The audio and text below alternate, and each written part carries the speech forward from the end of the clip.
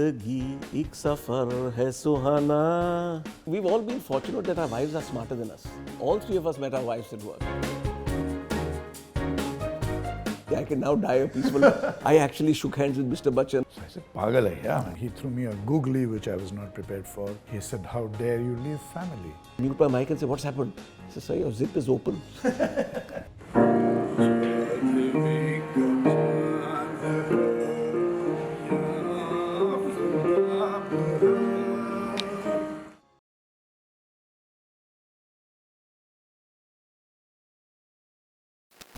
There are some moments in life which you wait for the stars to align. This one's taken a while, and the way the stars aligned, it happened to be on Guru Purnima Day, a special show called Class of 2025. Why do I call that? Because I have with me some really young graduates from this Class of 2025. We have Bharat, Puri, we have CK Venkataraman. We were also awaiting Suresh Narayanan from Nestle. All of them retired this year after what is a legendary career. Thank you so much, gentlemen, for this very, very special show. It's Guru Purnima. Couldn't have gotten better.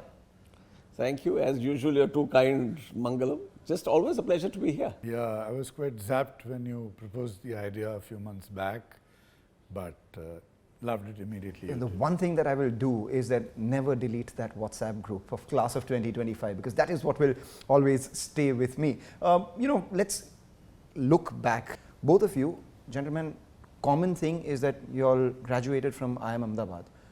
First day in office and the first year in office. Can you tell us a little about the nervousness that you all felt, the aspirations, the anxiety, and you just grinding it out? Can you take us through those days? Because right now what we see is this polished version of you all as leaders, but I'm sure it didn't start like that. Well, I must say, Mangalam, in my case, my first job was Asian Paints. My first posting was the lovely city of Agra. I was put into central UP as a young assistant branch manager, as it was called then, after 2 months of training in Mumbai. I had no familiarity with UP beyond that. I then realized that, I thought I knew Hindi until I got there, because I had to learn a lot more colorful language once one was there. And I also realized that of the 12 districts that my area looked after, 10 were officially declared dacoit infested. Wow. Which meant that you had to go in a convoy, and nowadays when you talk of those things, people look at you all surprised, so and so, what does that mean? So I think I spent 3 years, my first 3 years in UP, in parts of UP, Agra as a branch looked after all of UP, and then as one became an area manager there, looking after part of UP. I think the learning was you want to know the real India, you want to know where, then you have to go to Puri, you have to go to Shikohabad, you have to go to Farrukhabad. And when you have travelled in UP roadways, buses, you can travel in anything, anywhere in life. Of the 3 names you said, I haven't heard 2. And try telling a Gen Z employee right now that you have to be in UP for 3 years. Try telling them that you have to be in one company for 3 years. What about you, the early days? Yeah, so I ended up starting my career in an advertising agency called Marketing Advertising Associates in Bangalore. And it was made easy, the 2 of my seniors who happened to be there 1 year earlier to me, and it was through one of them that I got that job. And it was it was the largest agency in the South at that time, but it was still a small, office with some 30-40 people in a lovely bungalow off Level Road in Bangalore, in the sleepy 80s of Bangalore. Which is anything but sleepy now. It was a wonderful beginning, also because of this familiar faces there. And I also ended up meeting my wife in that office, and so I owe a lot to that beginning. 2 things which are common between you and me. Both of us met our wives at work. Okay. And second, both of us, our first love was advertising. The thing that is common between all 3 of us is that all 3 of us met our wives at work. Oh, really? Wow, that's incredible. So you met her at Asian Paints? Yes, at Asian Paints, yes. So there's a lot more color that Asian Paints added to your life than just that. Absolutely, absolutely. Wonderful. So what brought you to Titan, and how did that journey happen? So I moved from this Marketing Advertising Associates to Mudra, where I was there for about 2 years. And then I got a little tired of clients and I wanted to become a client myself. And there was an ad which came on my birthday in Deccan Herald newspaper looking for an advertising manager for Titan. And Titan was an up-and-coming company. I'm talking about 89 October. And but it was reasonably well known and innovative and all that. An ad manager, business school background, advertising agency background. Ad came on my birthday, so I said, I have to get it, and somehow I got it. What a wonderful birthday gift. At what point after 3 years of being there, or in those 3 years or thereafter, you realize that, okay, this is where you belong and maybe you're better than the others, maybe you're cut out for something like this? And at what point did you start to harbor more ambitions than what you were doing at that point in time? I still haven't realized that you're better than others. It's just being in the right place at the right time. I think I've always followed one simple thing. You must enjoy what you're doing. Got it. You have to get up in the morning and enjoy what you're doing. And you know, when fellows would, I still remember my dear army parents coming to visit me in Agra. And then my mom says, but your job is just sitting with these shopkeepers a lot of time and persuading them to buy your product. I mean, you know, and I said, listen, I thoroughly enjoy it. And to be fair, I think the grounding that you got there, so on, I moved from UP to Mumbai, where I was, and you know, when I joined Asian Paints, I was not even 21. So one was like really young and like, you know, in a sense you grew up with the company, so on. You then came to Mumbai, which was the largest branch in the country, and suddenly it was like, you know, a completely different kettle of fish. You've just taken each day as it comes, kept a straight bat, and most of the time people smarter than you have actually guided you along. Just took each day as it came, enjoyed the work.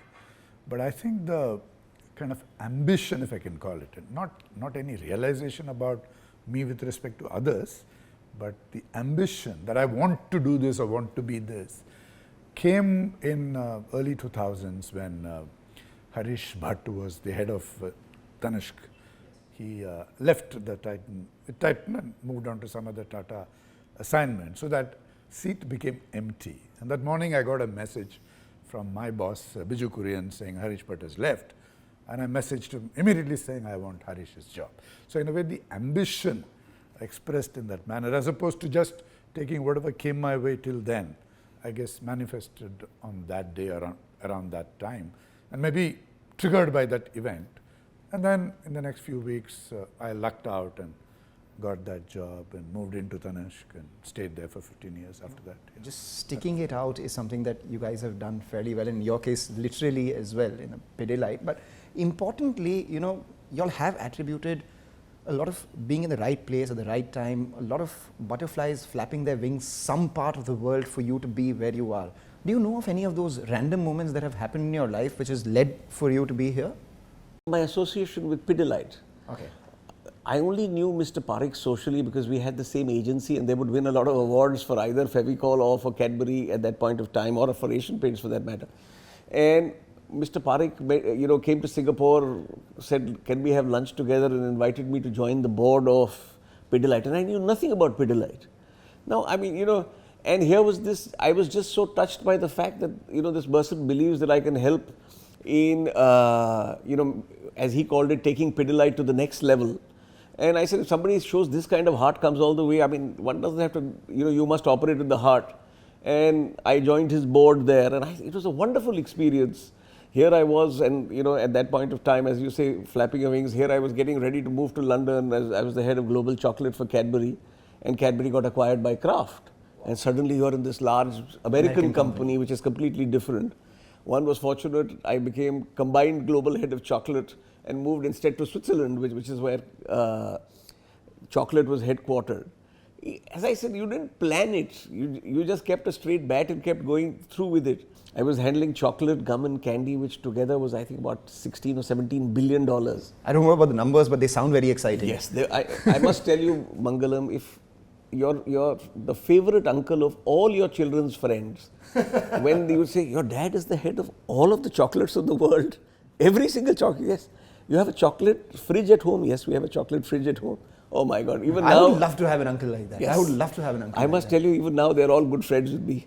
But then coming back, so therefore, like, you know, a lot of times it is ordained to happen. I mean, I left this $15, $16 billion and came back to Pidilite, which was less than $1 billion, because A, I wanted to be back in India. As a family, we wanted to be back in India. B, I thought it's a great opportunity to help create something that is like uniquely Indian. And in my way, I think somebody up there likes us, so it has worked out. What about you? I'm sure, yours seems very destined. You had the birthday gift come on your birthday in the form of an ad, etc. But what else that you believe is a lot about luck? Because yeah, a big thing was around the late 90s, I was getting a little, I don't recollect exactly, but a little disenchanted with my job. And a Levi's opportunity came up, and then I took it or decided to take it. And imagining, working every day in 501s and all that, which I could have done in Titan itself, which I do now. And, my bosses tried to persuade me to stay, Biju and Bhaskar, but I was very stubborn, made up my mind. And then Mr. Desai got to know. He called me in and he threw me a googly, which I was not prepared for. He said, "How dare you leave family? Get out. Go tell those people you're not joining. Come back on Monday," and this is a Friday. "Come back on Monday and tell me you're back." So I came out of the room and it was a googly, and I said, "Yeah, how can I leave family?" Then I went and told the HR manager in Levi's, "Sorry, it's unfortunate, but I have to withdraw." And they were disappointed and a little upset with me, I understood. But I was relieved as soon as I did that call. And then weekend was fabulous because some load seemed to disappear from my heart. And morning I came back and told Mr. Desai, "I'm back." And he was so glad, and he said, "I'm relieved, Venkat. I was afraid you may not have listened to me." And then for me to come and sit in his chair some 2 decades later, that is unimaginable. I never, of course, thought all that will happen then, but it happened. And so he threw me out of the room and gave me a gift of something else, because this is a very special company. Not just being a CEO of a company, but what company, right?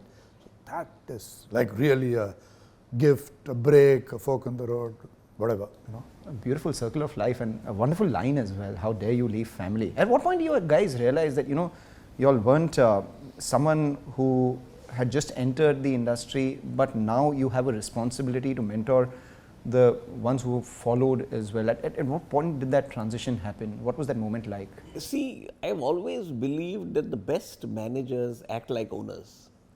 When you are there, it is your company. And I still remember dealers of mine at Agra would turn to me and say, "Sir, आप तो ऐसे 11-11 बजे तक लगे हुए, ये कोई आपकी मेरी company है भैया." And I think, as my old mentor, Mr. Chari, God bless his soul, he was, towering figure at Asian Paints. He says, the job of a manager is to walk the razor's edge. And I think the sooner you realize it, the easier it becomes, because then you have a very different sense of ownership. It's never somebody else's company, it's always your company. How do you inculcate that in the current lot of employees?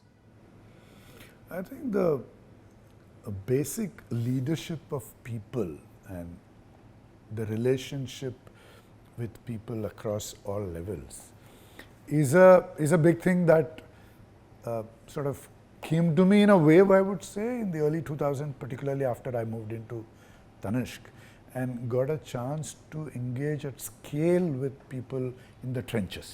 I would travel to a very small town, be with the staff there, the franchisee partner there. That's when I was realizing the criticality of this as the single biggest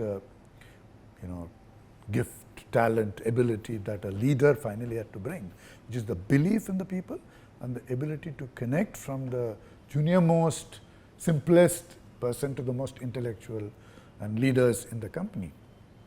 And I think the humanity of all that is what still makes sense. It's not as if that has changed. People may be talking about things as if it's different, but when a 22-year-old architect girl who's just passed out from a Bangalore college joins Titan, and then I meet her as part of a monthly catch-up with new people, and I ask her, "How do you feel?" And she says, "Titan is like a family." And I say, "Oh, it's not an outdated concept."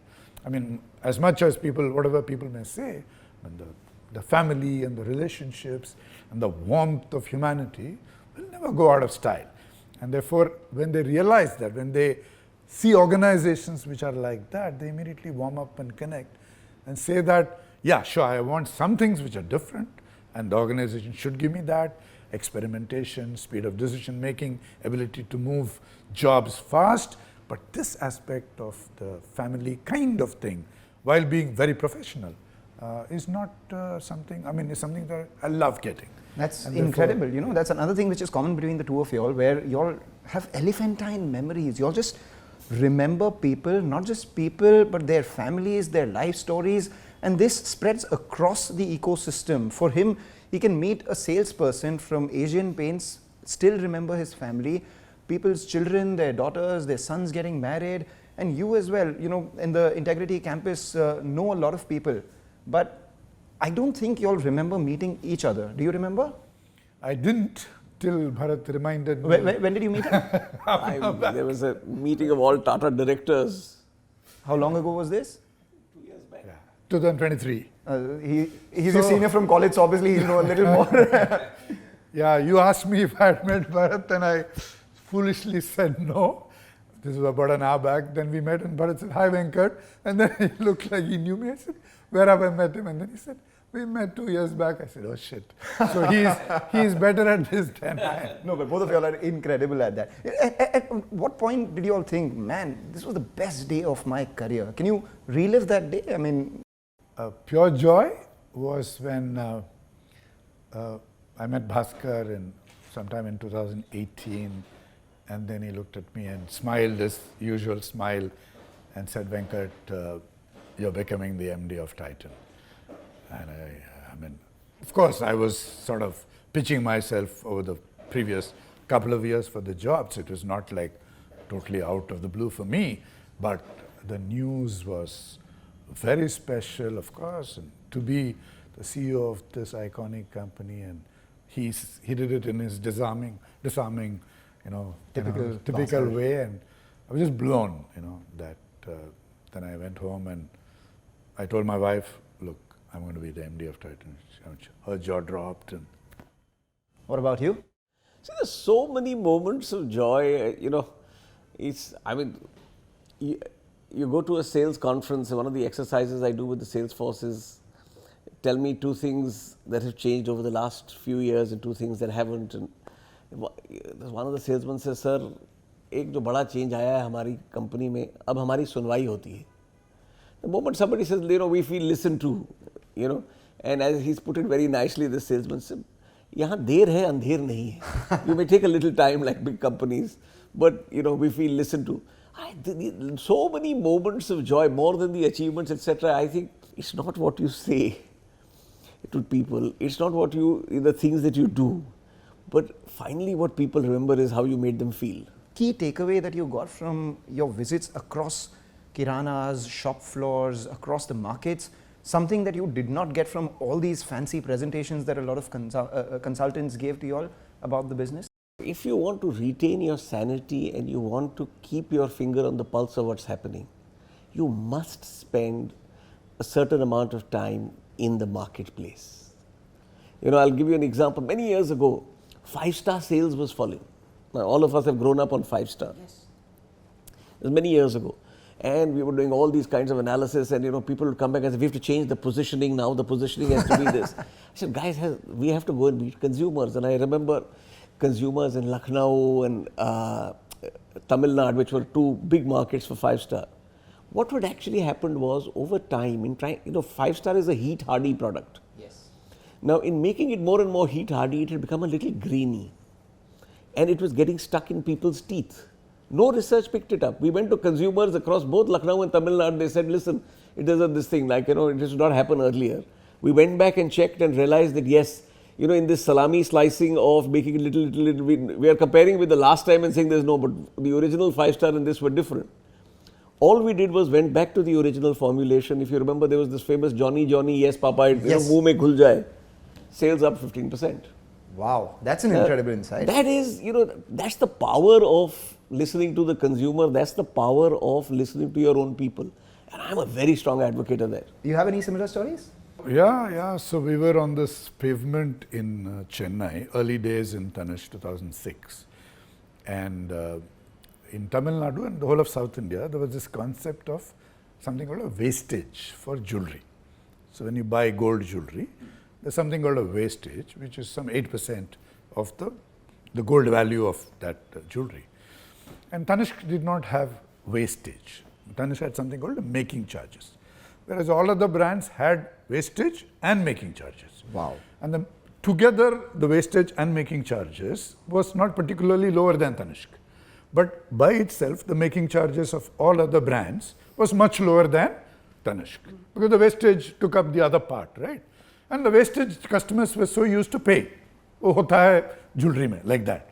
So I asked them, why are we not having wastage? And I was new to Tanishq, and there was this area manager, she was with me, a lady called Lata. I said, why are we not having wastage ourselves also? She said, no, Venkat, but we are told that we are a brand, we can't have wastage. I mean, that's like an outdated concept. I said, sure, it may be outdated, but it's in the way. And actual value is completely being misunderstood by customers. So I went back and prevailed on the headquarters folks that we should also have wastage. And so what was 18% became some 8 and 10 or something like that. And suddenly our making charges were just a marginal premium over competition, and dramatically changed. And we changed it in the whole of South soon. But years later, rolled back. Now it's called making charges only. But basically, this whole power imbalance between the person on the ground and head office folks, and head office folks coming with a no, brands cannot do that kind of thing. But finally, you have a journey you become successful, and thereafter figure out and all that. Speaking about the journey, what's interesting is that we usually speak about the individual's journey in an organization, or all the conversations that happen are around people in the organization or the ecosystem that you all work at. There is an incredible, important, if not more important, organization and ecosystem back home as well, which is that of your family. At what point did you realize the kind of support that you were getting from your family? Because that's something that we take for granted. Both of you all met, all three of us met our respective spouses at work, and starting a family, you have children, all of that happens. When do you realize the importance of the kind of support that they're giving? I think, as you get older, you keep realizing it more and more, especially when you move abroad, the adjustments that you have to make. And I think it's probably true for all three of us, but I haven't met Venkat's better half, so I can't say, but I have met your better half, and I can say for you. See, we've all been fortunate that our wives are smarter than us. That's true. Okay. And the wonderful thing has been that over a period of time, if you want somebody who keeps you rooted when you're tending to take off a little, and somebody who lifts you up when you're like sinking a little, then the role of a partner, I think the right partner, if you have a happy home, you're going to have a far better career than if you've got two things to worry about. And I think really it's often not mentioned enough, but I think the successful, and successful as defined in the corporate sense, the successful manager of today must have what I call a happy home, and somebody behind there doing a lot of like the wicket keeping when the ball goes past the stumps, because you're busy out there batting without realizing how somebody else is collecting. And I really give my wife a lot of credit. I mean, she's in fact better qualified. She's an IIT engineer, she's an IIM MBA, but she's adjusted where she's gone, so on and so forth. And we went to Zurich, she learned German. We went to Singapore, she was part of the children's school, parents committee and this and that, and they're doing her own work. I think if somebody has this, I will embrace life rather than, I still remember one old grizzly expat telling me, when you become an expat, first make sure your wife is happy. If she's unhappy, all your life will go in making her happy. What about you? Yeah, so she was in advertising, like I said, and then she was in direct marketing, and she was running a program called Hello Hindustan for HUL. It was a customer-facing program at Ogilvy O&M Direct. Yes. When in 2004, thereabouts, she decided to quit working and look after the girls. We have two daughters, 32 and 28 now. And I don't remember the actual conversation at that time. when I only vaguely recollect. But some 2-3 years back, I suddenly remembered that, like, did I pitch in enough at that time when that conversation happened, because she chose to give up her career for looking after the children, and did I just meekly accept that or relieved that, whatever, I don't know. So I went back to her just 3 years back, out of the blue it came to mind, and I said, look, did you feel thereafter that, I didn't even offer anything or whatever, and it was all totally left to you to do that? She said, no, I really wanted to. It was not that I was feeling like I was doing a compromise, because she's a very rooted, sorted kind of person. She said, I voluntarily, very, very clearly wanted to do this, spend total time with the girls, so I did it. So no regrets ever after that. And certainly the role that she has played, apart from, of course, really building two wonderful young women today, she has been my moral compass. Wow. Yeah, and she has sort of defined the role of money in my life and sorted out so many things because of that, and taught me simplicity, fairness, ethics, and made me a very different person through that, both the giving up part of a career as well as thereafter being like putting me in my place, so to speak, on very, very fundamental matters related to life. I'm so glad you guys spoke about this, because not a lot of corporate conversations are around this. Your better half keeping you rooted, your better half actually making so many compromises, and at the same time being your moral compass. So the only secret here is that your better half has to be much smarter than you, and that's the reason why she's called your better half. I was fortunate. She's seen me as a very young manager at Asian Paint, so on, and a lot of times she'll say, listen, where is this quality that I'm not seeing now, so on and so forth. So in my case, I've always had the benefit of two performance appraisals, one with my regular boss and one with her, and hers is a much more rigorous one. And what about, you speak about performance appraisals, what do you think would be some of the highlight decisions that you all have taken in your career as leaders, bets which have paid off incredibly, and some bets which, blew up in your face? We went out to the US in 2007 and opened our Tanishq stores at that time. And it'll take too long to explain the rationale on a call, on this talk, but we decided to focus on the Americans at that time. And we did a very good job of the concept and the execution of the store, product lines and all that. And anyone who came into our stores loved it, mainstream American people. But it looked like it would be a long haul. And then the global financial crisis hit, and we decided to shut down and in a way retreated.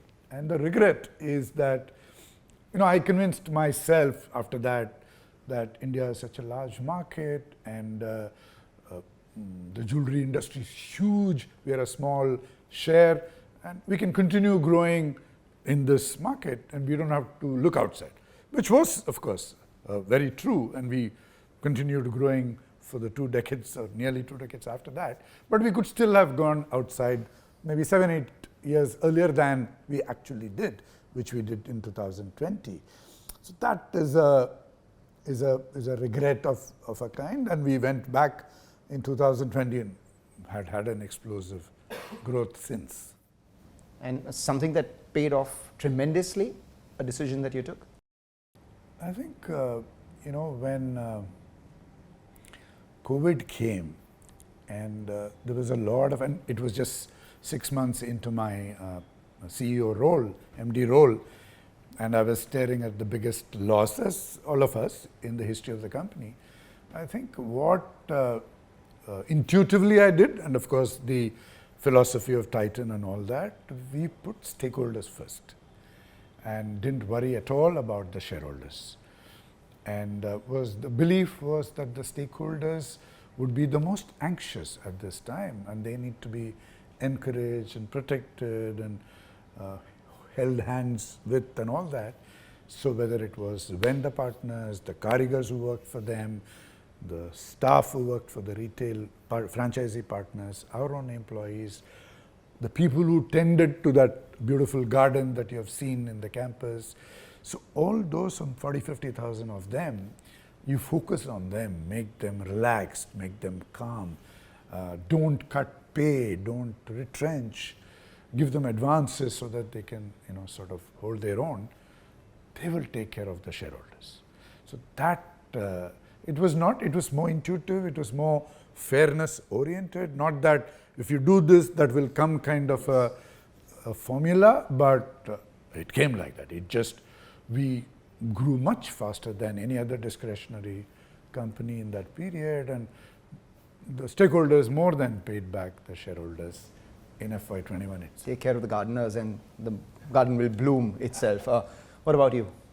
In a specific sense, I think one of the decisions we took, here we were in the middle of the Cadbury crisis, and this also goes back to listening to the voice of the consumer. Yeah. And I was doing these meets with my own teams, because it's very important that your own team, every morning they're reading in the newspaper, oh, there's a problem with Cadbury, Cadbury is going to, and their neighbors are telling them this company is going to close down, have you put out your resume, so on and so forth, tum to gaye.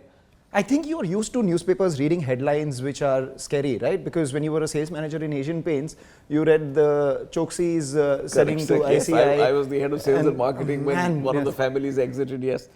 So, but here was the case where I was at a field meet in Surajkund, just outside Delhi, and I remember one young salesman, Amit I still remember his name, Amit Upadhyay, he puts up his hand and says, sir, हम अमिताभ बच्चन को क्यों नहीं लेते हैं?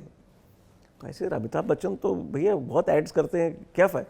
Sir, इस देश में लोग सिर्फ दो ही आदमी की बात सुनते हैं, या वाजपेयी जी या अमिताभ बच्चन. आप जरा सोचिए.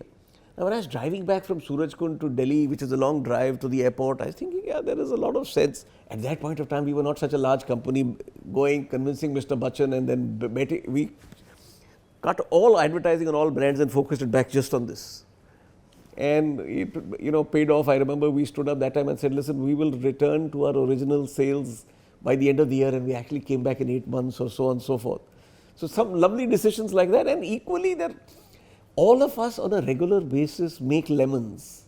And it is, at any point of time, if any of us stand up and say, we haven't made mistakes, as long as you've learned from the mistakes and you haven't made the same mistakes, you've launched brands that haven't worked, so many campaigns that haven't worked. I want you to tell me this story, because you've spoken about this in the past. I don't think a lot of people know about this. Cadbury's, just before the worms crisis, was actually looking to enter the Indian sweets market. Tell me that story. See, we were clear, here Mithai. was, what was happening was, could we marry Choco and Mithai? And now it's long history, so I can talk about it. So we were actually working with the famous chef Sajeev Kapoor, who's a wonderful guy.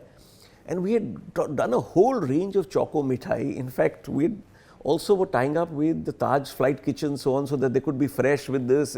We'd worked through a whole plan, so on and so forth, and I still remember we were researching brand names and etc. etc. What were the when ideas? The crisis, Shagun, I remember, was one of the shortlisted Cadbury Shaguns, and we were all ready, so on and so forth, when the worms crisis happened, and we said, obviously, postpone first, get the company back on the rails, after which, obviously, acquisition happened, But what was the thinking? Because at that point in time, it was an international company looking at the Indian market, and it stood for chocolate, the brand tenets, etc., all of this. And then suddenly you tell them, why don't you do Indian mithai? What was the back and forth like discussions? You have to understand what market is. We were not in the chocolate market, we were in the meetha market. Kuch meetha ho jaye. And if 8 out of 10 fellows are having mithai, and that market is 10 times our size, if you, while keep being true to your brand, I can't launch Kaju Katli and try and compete with the local halwai, but if I can do something that is premium and do something that is far different from what is available today and create a completely new. See, the other thing it was doing was it was giving us a route to market. I was getting, in every city, 5 to 10,000 mithai shops, at least half of them were willing to keep this, because this was mithai, this was not chocolate. They were not willing to keep chocolate.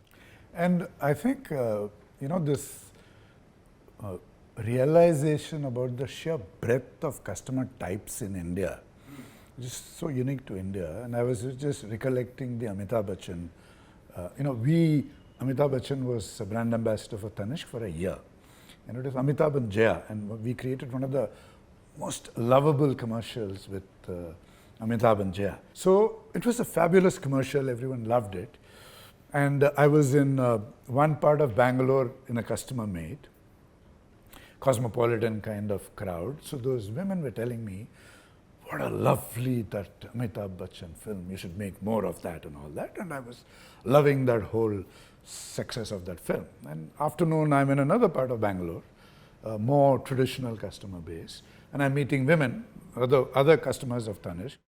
Why are you spending so much money on Amitabh Bachchan to, be your brand ambassador? You should not do this. Instead, reduce the making charges.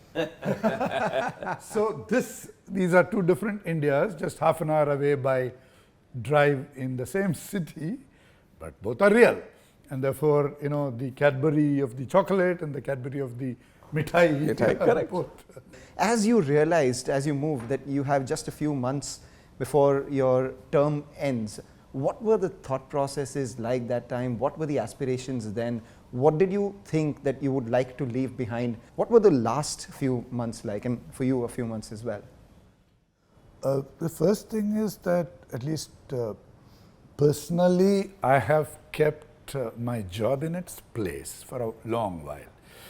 I have sort of deliberately worked on it to make sure that I am not only defined by my job.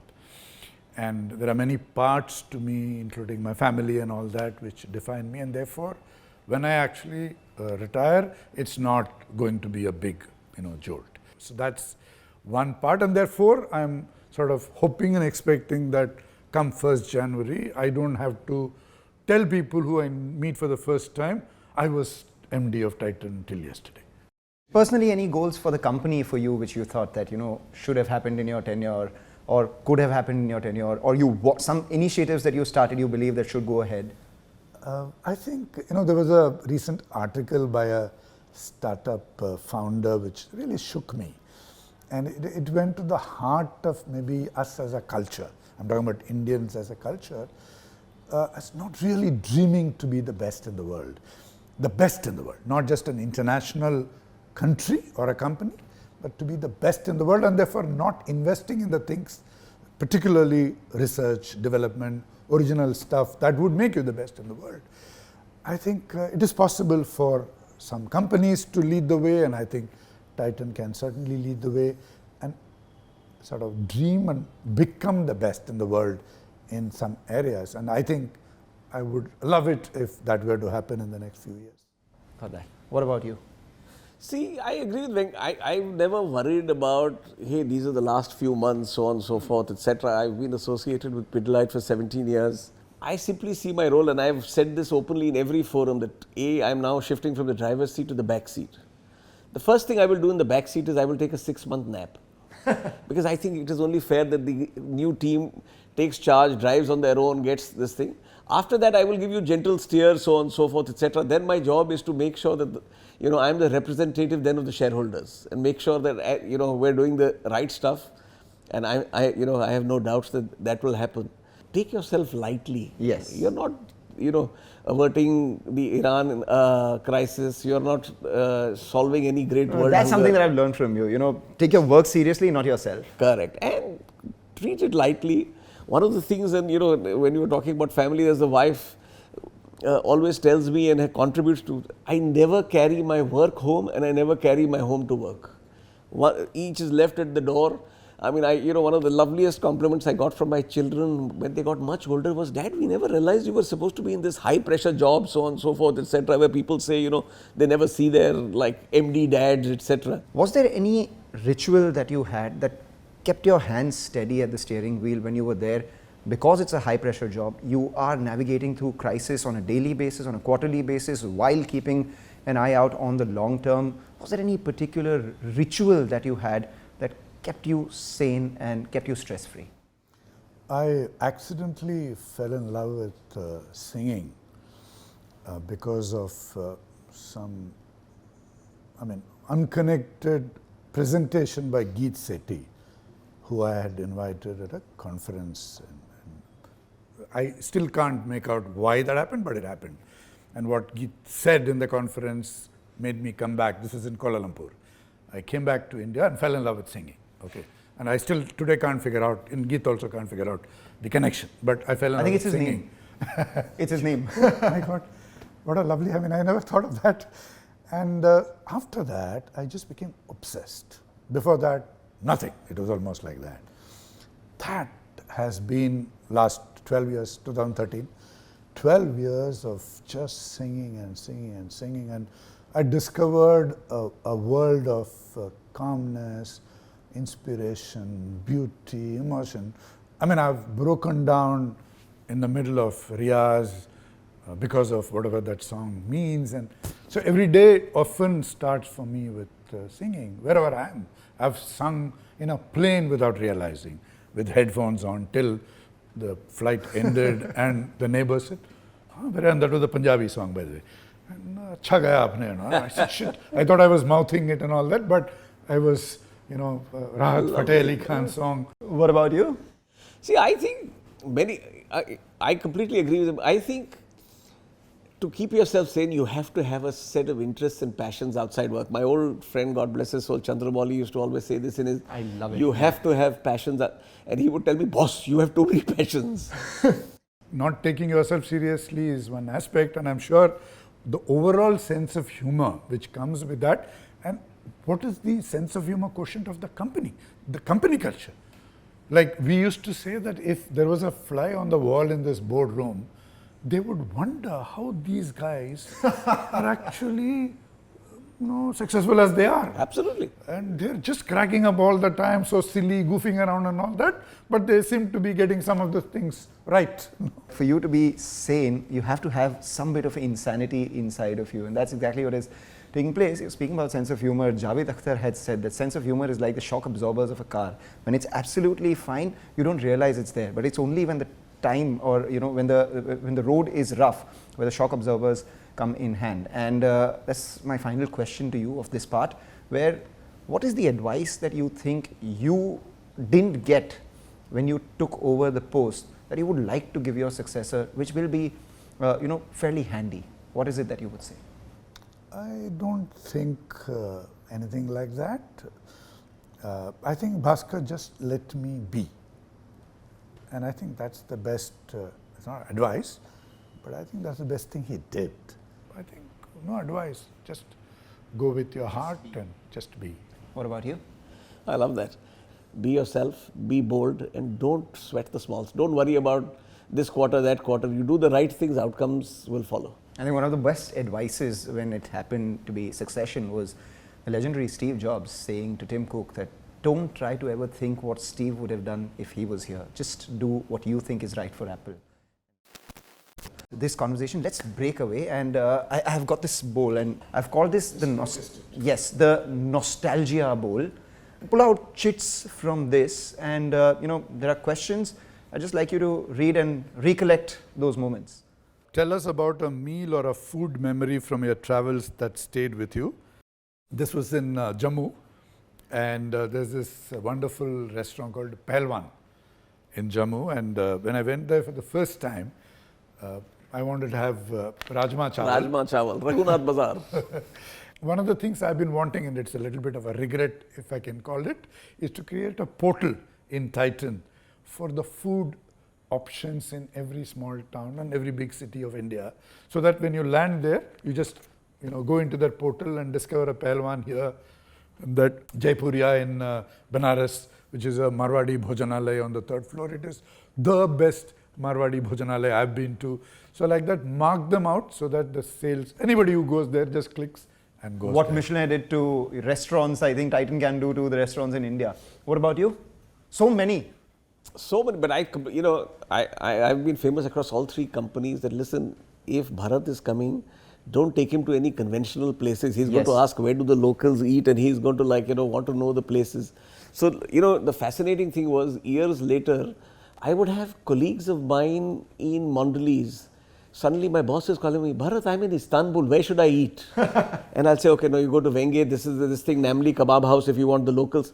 And they, you have to experiment. At times you get it right. In China, I once had to eat the food before it crawled off my plate. But that's part of life. That's the fun of life. Let's look at this one now.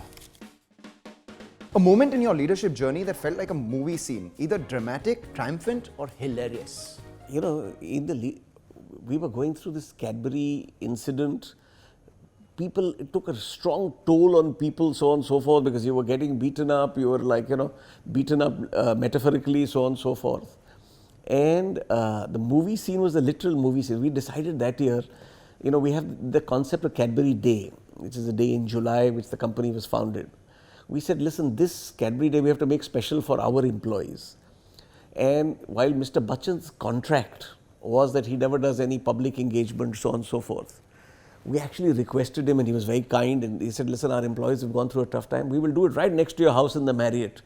And we did that, and he comes on to stage, and he says, we in Cadbury have been through a lot, so on. So it was literally like a movie actually playing out, where he's standing on the stage, people, and nobody expected it. It was a complete surprise, and there are these, few hundred, probably 1,000 people looking. And after that, Mangalam, I had employees' mothers coming and holding, because this was for families, holding my hand and saying, "Aapne meri zindagi ki puri kamnaएं puri kar di. I can now die a peaceful."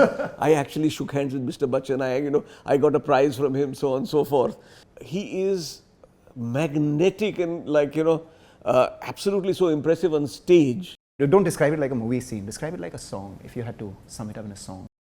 दूर रहकर न करो बात, करीब आ जाओ, याद रह जाएगी ये रात, करीब आ जाओ.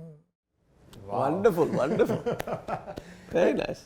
Just a follow-up to that, actually, our careers allow us some moments which are for pure personal joy. For me, listening to Piyush Pandey in person, or getting the opportunity to meet A.R. Rahman or Sachin Tendulkar in person, or listening to these stories from you while I was reading all of them in case studies and B schools, etc., are all these surreal personal moments which the profession allowed. What would that be for you? We partnered with SBI recently on a co-branded card, and my colleague who was fronting it for us, he's part of a music group, plays the guitar. So he came and told me, look, we are getting Usha to the campus, to the Titan campus, as part of that whole promotion thing. And why didn't you go on stage and sing with her? So I said, Pagal hai, yeah, what are you saying? He said, no, Venkat. Then Usha came to the campus, and of course everyone there, and she was really belting it out, and it was fantastic listening to her. And I was standing in front. Then she looked at me and she realized I must be the MD, oldest guy in the front and all that. And then she looks at me and says, I'm told that I'm supposed to sing with you. So I said, shit, man, now the major pressure and all that. And I said, yeah. Then I went on stage, and that's the best duet of my career, of my life. I ended up, singing with her on stage, and it worked out, and she was quite surprised. Which year of your career would you relive just for fun? The greatest fun was when you're marketing director of Cadbury. Because what year was that? This was 99, 2000. That's when we did Khane Walon Ko Khane Ka Bahana Chahiye. Then we did Kuch Meetha Ho Jaye. It's just such a wide canvas. You don't have this pressures of, of course, you still have to aid your boss who has the quarterly pressures and so on. But, a brand like that, to take it, and, we did the whole gifting piece around celebrations. I think, if you ask me from a fun perspective, that was the greatest fun, because the other thing we'll remember, if you're a Cadbury marketing director, wherever you go, it doesn't matter. If you meet Mangalam at, like, say, a cafe, or you meet Venkat at a corporate do, first 5 minutes they will give you feedback on the product, whether you want it or not. Are Cadbury, this fruit and nut that I'm just saying, I'm not getting it these days, where I used to eat crackle as a child. Cadbury is such a high involvement brand, and everybody is good. It is a wonderful fun. And I think marketing director Cadbury is great fun. If your tenure was a book or movie title, what would it be called? I worked in 3 companies. Their taglines also apply to me. So, Har Khushi Mein Rang Laaye, I think. Second, Kuch Khas Hai Hum Sabhi Mein. And the third was, ये बहुत मजबूत जोड़ है, टूटेगा नहीं. I think any of these three, but if you were to do all of these three together, I would go back to Frank Sinatra and say I always did it my way. What about you? I mean, I said something to a journalist a couple of years back, and she gave me the best headline of my life, which is one of the nicest guys around. One of the nicest guys around. That's such a nice Wonderful thing to aspire to. This one. Your most embarrassing moment at work. So we had this Zoom call in 2021 and investors all over the world. And one of the problems with Zoom calls is that you keep looking at the camera and you have no idea about the audience. And you're perhaps droning on and on without realizing, right? And so I guess I must have been droning on and on when there was a very frustrated comment on the call. My God, this guy is so boring. Wow. Okay, and I was at home and I was presenting whatever I was presenting about Titan, and this voice comes out, my God, this guy is so boring. And I just stopped and I didn't know what to do.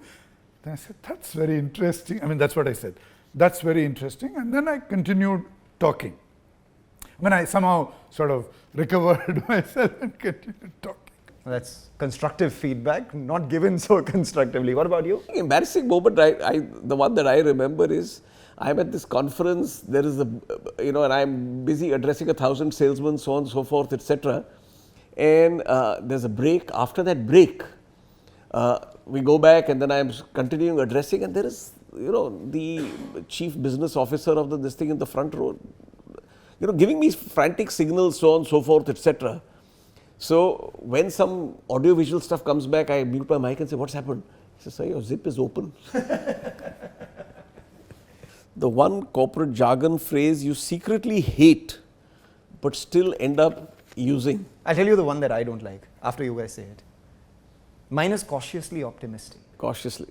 But listen, with analysts, so on and so forth, etc., you have to be cautiously optimistic. So, I agree with it. There are lots of it's like mutual cooperation. What about you? Narrative, ecosystem, cohorts, pivot.